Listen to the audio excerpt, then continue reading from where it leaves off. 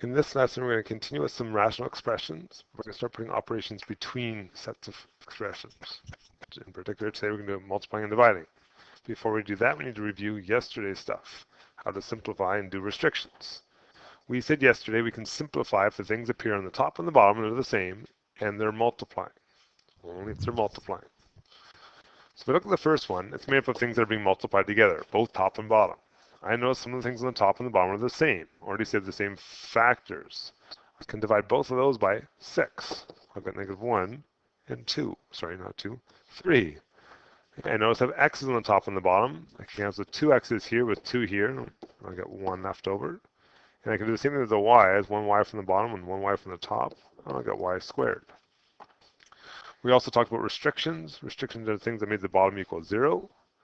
In this case, if either x or y were 0, back up here, I get 18 times 0, which is a problem. That's a 0 on the bottom. I can't have that. That's my restriction. If we look at the second one's made up of adding and subtracting.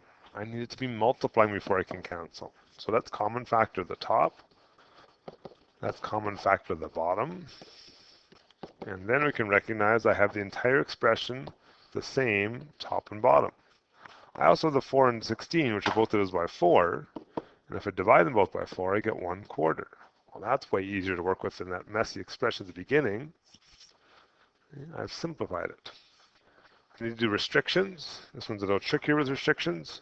My restrictions are where the variables come into play, right? I need to know what makes this equal 0, because that's not allowed. So let's solve it. What makes it equal 0? It's not allowed. So 2t is 1. T can't equal 1/2. There's my restriction. If t was 1/2, on the bottom I get 16 bracket 2 times 1/2 minus 1, which is 16 times 1 minus 1, which is 16 times 0, which is 0. I'm not allowed to have zeros, right? That's our whole idea. All right, let's look at the third one. Third one's a little messy. It's a complex trinomial on the top and possibly on the bottom also, though it kind of looks like a perfect square on the bottom. When you do this complex one, you can choose to do it off to the side if you want to, or just all together. Either way, we're going to do the man plus to start. So 5 plus 3 times 2 is 6. Need to add to -7. And numbers would be -6 and -1. So I'm going to put it all together just so you can see it as I go. -6x minus 1x plus 2. On the bottom, it is a perfect square. Square root of 9x squared is 3x. Square root of 1 is 1. Double that, you get 6x. On the top, we got a common factor. And our brackets are matching. That's a good start.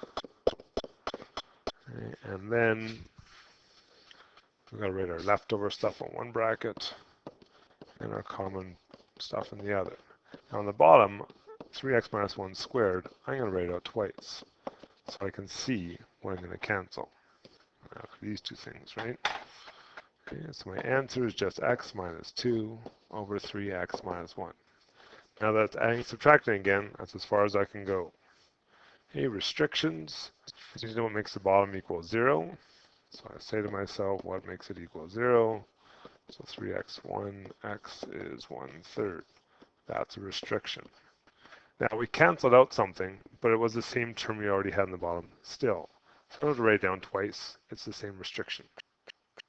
Okay, that's basically what we did yesterday.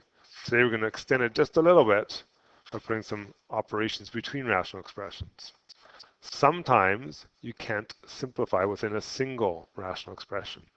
But if you have multiple ones that are being multiplied, you can cancel between them. That might help simplify the overall expression.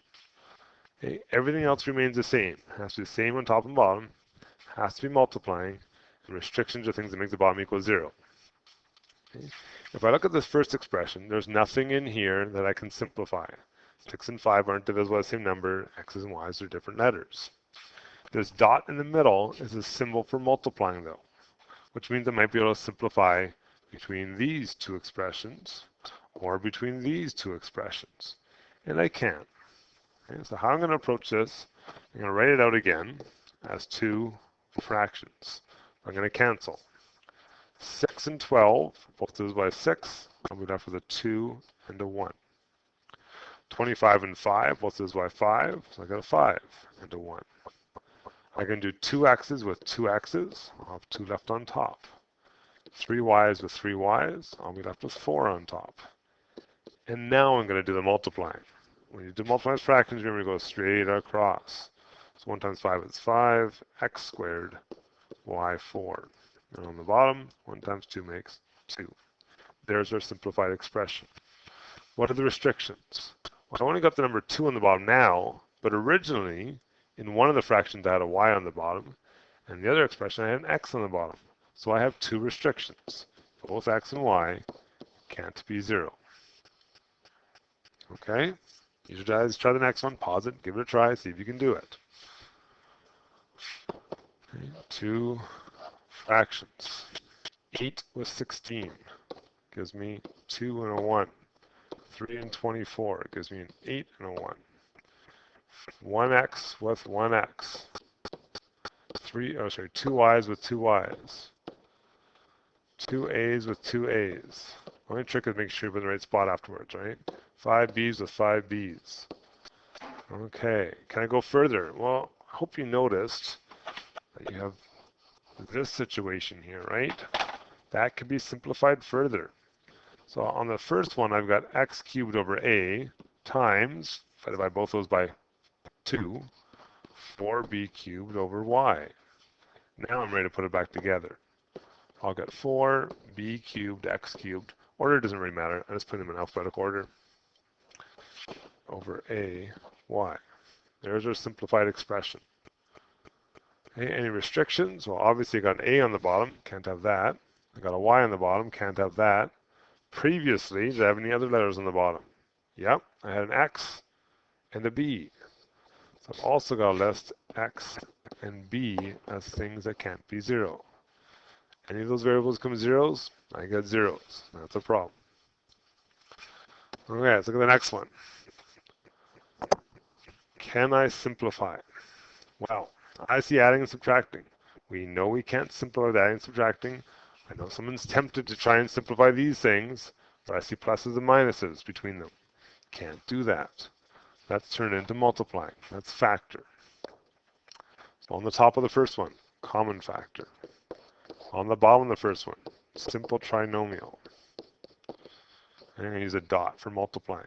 Top of the right one, difference of squares. This is why all that factoring was so important. Bottom, simple trinomial or a perfect square. Now it's all multiplying. Now we can cancel. What can go? This whole one with this whole one. This whole one with this whole one. What are we left with?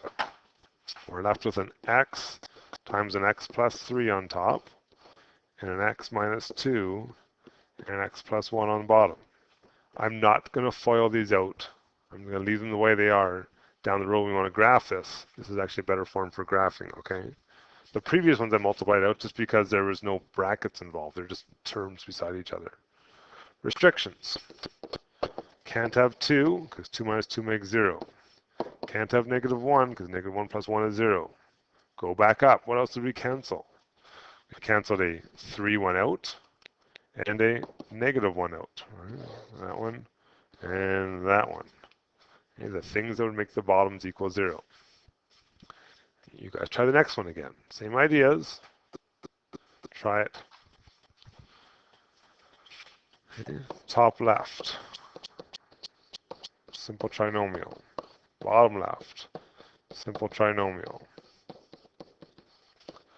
Top right. Simple trinomial. Bottom right. Simple trinomial. Cancel. Plus 3, plus 3. Plus 4, plus 4. Minus 2, minus 2. What are we left with? X minus 1, x plus 2. Way simpler than we started with. Don't cancel the x's. We're back to pluses and minuses. Need to have multiplying. All right, restrictions. From the final answer, we got a negative 2. From canceling, we've got a negative 4, a negative 3, and a positive 2. Lots of restrictions. Okay, those are all multiplying questions. Let's look at dividing. To deal with dividing, you got to remember the idea of dividing fractions. When you divide a fraction, you actually multiply by the reciprocal. So, in this first question here, what I really want to do is I want to take my first expression and turn the second one into multiplying. I do that by flipping it over. We call that the reciprocal, right? And now I've taken dividing and made it into multiplying. That's kind of what we want to do in that anyways. I can cancel fractions and fractions.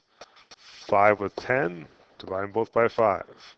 12 by 3, divide them both by 3. X is on the top, X is with the bottom. And what do I get? 8 over X squared. Restrictions, X can't be 0. So when we come across dividing, flip the second, turn it into multiplying. Back to basics. Okay, let's try the next one. Oh no, we've got a complex trinomial. So let's work on that complex one. Okay, so we need to multiply to negative 12 and add to negative 11. Numbers that do that are negative 12 and positive 1. I already did them in here. The bottom, simple trinomial. Oh, I see a dividing sign.